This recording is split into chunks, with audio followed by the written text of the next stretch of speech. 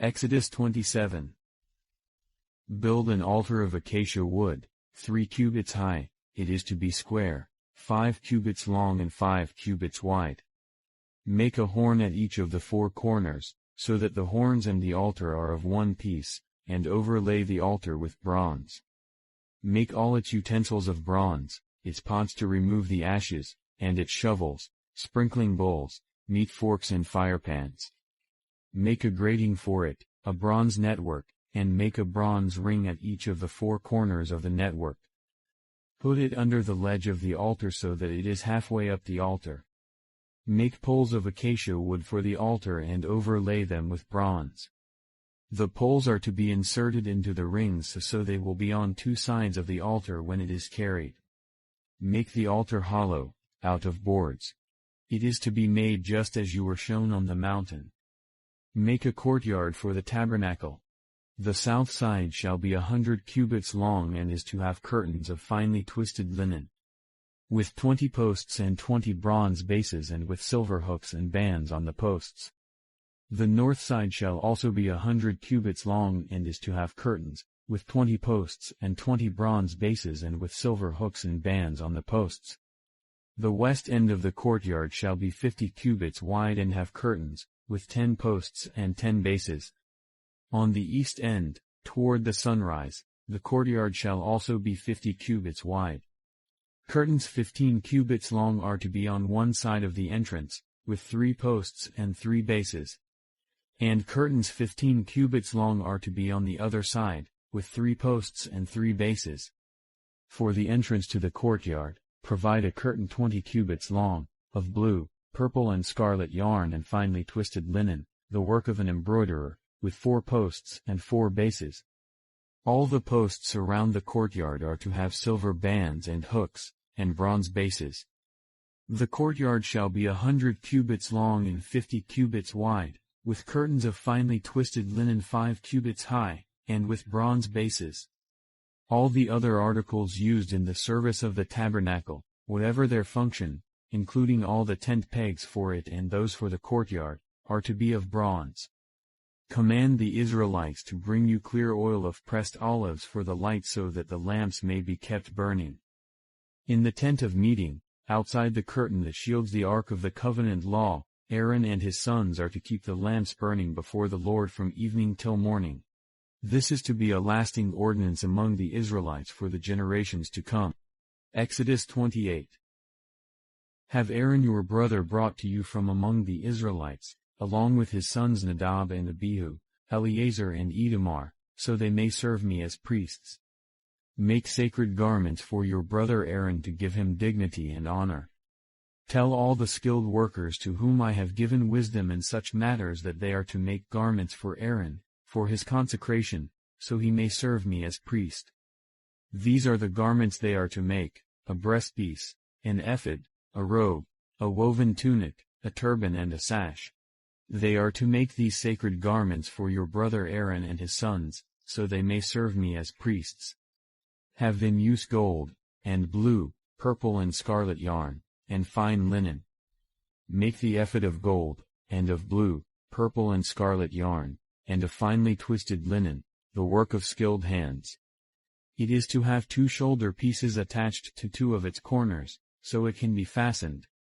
Its skillfully woven waistband is to be like it, of one piece with the ephod and made with gold, and with blue, purple and scarlet yarn, and with finely twisted linen. Take 2 onyx stones and engrave on them the names of the sons of Israel. In the order of their birth, 6 names on one stone and the remaining 6 on the other. Engrave the names of the sons of Israel on the 2 stones the way a gem cutter engraves a seal. Then mount the stones in gold filigree settings, and fasten them on the shoulder pieces of the ephod as memorial stones for the sons of Israel. Aaron is to bear the names on his shoulders as a memorial before the Lord. Make gold filigree settings, and 2 braided chains of pure gold, like a rope, and attach the chains to the settings. Fashion a breastpiece for making decisions, the work of skilled hands. Make it like the ephod, of gold, and of blue, purple and scarlet yarn, and of finely twisted linen.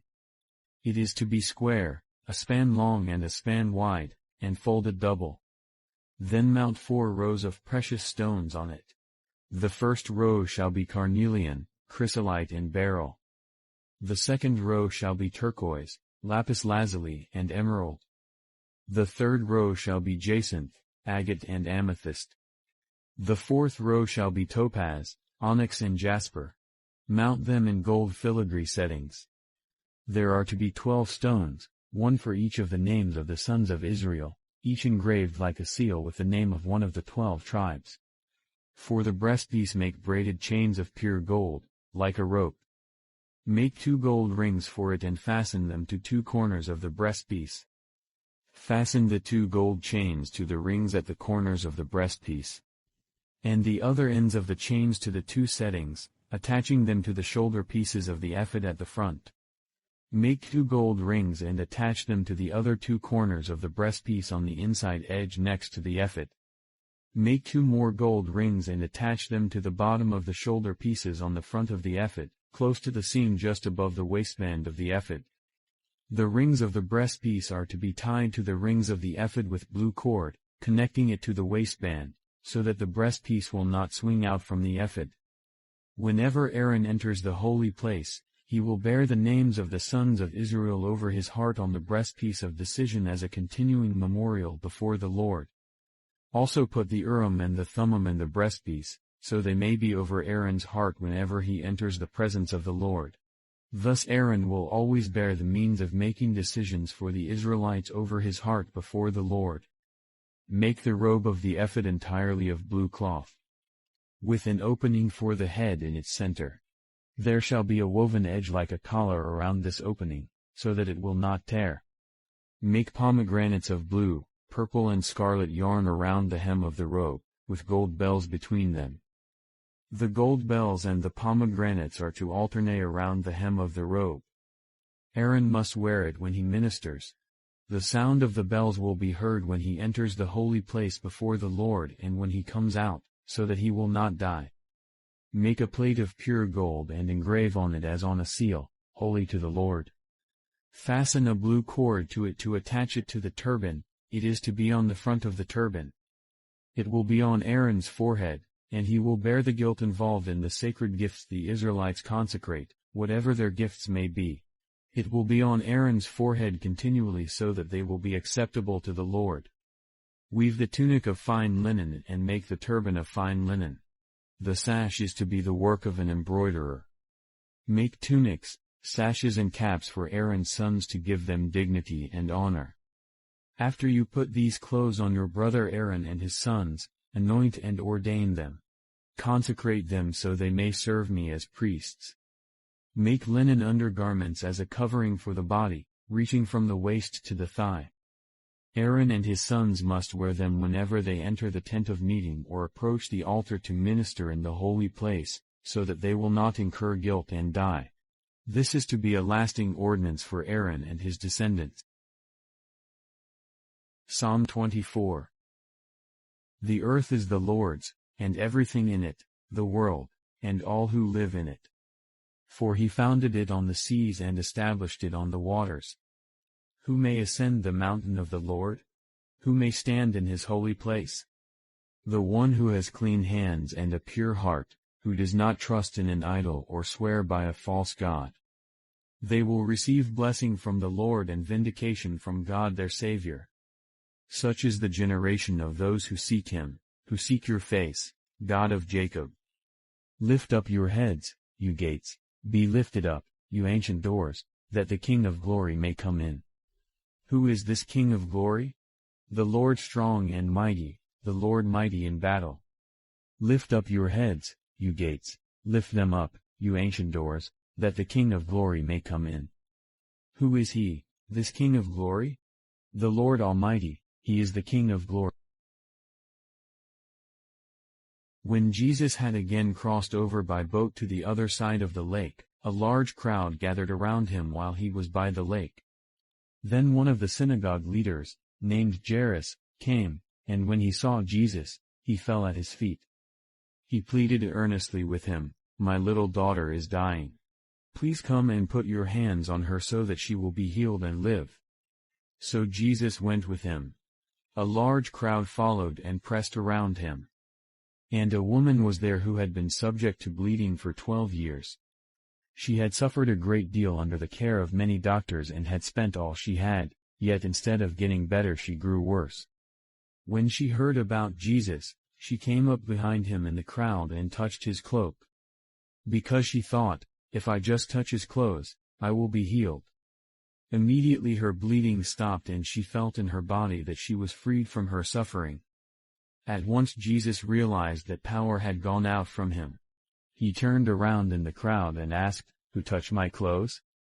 "You see the people crowding against you," his disciples answered, "and yet you can ask, 'Who touched me?'" But Jesus kept looking around to see who had done it. Then the woman, knowing what had happened to her, came and fell at his feet and, trembling with fear, told him the whole truth. He said to her, "Daughter, your faith has healed you. Go in peace and be freed from your suffering." While Jesus was still speaking, some people came from the house of Jairus, the synagogue leader. "Your daughter is dead," they said. "Why bother the teacher anymore?" Overhearing what they said, Jesus told him, "Don't be afraid, just believe." He did not let anyone follow him except Peter, James and John the brother of James. When they came to the home of the synagogue leader, Jesus saw a commotion, with people crying and wailing loudly. He went in and said to them, "Why all this commotion and wailing? The child is not dead but asleep." But they laughed at him. After he put them all out, he took the child's father and mother and the disciples who were with him, and went in where the child was. He took her by the hand and said to her, "Talita koum," which means, "Little girl, I say to you, get up." Immediately the girl stood up and began to walk around. She was 12 years old. At this they were completely astonished. He gave strict orders not to let anyone know about this, and told them to give her something to eat. Mark 6. Jesus left there and went to his hometown, accompanied by his disciples. When the Sabbath came, he began to teach in the synagogue, and many who heard him were amazed. "Where did this man get these things?" they asked. "What's this wisdom that has been given him? What are these remarkable miracles he is performing? Isn't this the carpenter? Isn't this Mary's son and the brother of James, Joseph, Judas and Simon? Aren't his sisters here with us?" And they took offense at him. Jesus said to them, "A prophet is not without honor except in his own town, among his relatives and in his own home." He could not do any miracles there, except lay his hands on a few sick people and heal them. He was amazed at their lack of faith. Then Jesus went around teaching from village to village.